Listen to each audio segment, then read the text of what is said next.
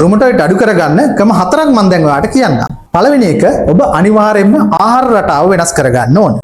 ඉස්සෝ, දැල්ලෝ, බලමාළු, rice, kottu, තෙල්, තක්කාලි ඒ වගේ උෂ්ණ ආහාර කෑම අනිවාර්යෙන් නතර කරන්න ඕනේ. ඒ වගේම චීස්, බටර්, මාගරින්, රාබු වගේ ආහාරත් අනිවාර්යයෙන් නවත්තන්න ඕනේ. එතකොට කන්න පුළුවන් දේවල් එළවලු ගත්තම පතෝල, වැටකොළු, කැරට් මේ වගේම ධාන්‍ය වර්ග විතර ආහාරයට ගන්න පුළුවන්. උෂ්ණ අඩු මාළු වර්ග, තලපත්, පරා, ගල් මාළු වැනි ආහාර ගන්න පුළුවන්. අංක 2 උණු වතුරද ඇල් වතුරද?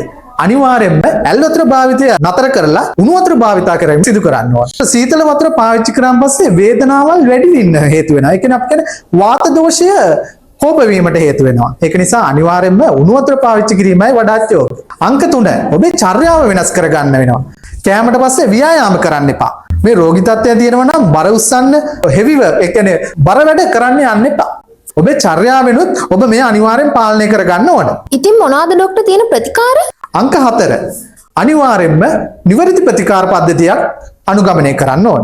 මේ සඳහා ආයුර්වේදයේ සුවිශේෂී ප්‍රතිකාර පද්ධතියක් තියෙනවා. ඉතින් ඔබට පුළුවන් දැන්ම ආයුර්වේද ප්‍රතිකාර සඳහා යොමු වෙන්න. ඉතින් අපේ කලින් වීඩියෝස් බැලුවොත් ඔයාලට පුළුවන් දැනගන්න රුමටොයිඩ් ආතරයිටිස් කියන්නේ මොකක්ද? මේ සඳහා කරන්න ප්‍රතිකාර මොනවද කියලා දැනගන්න.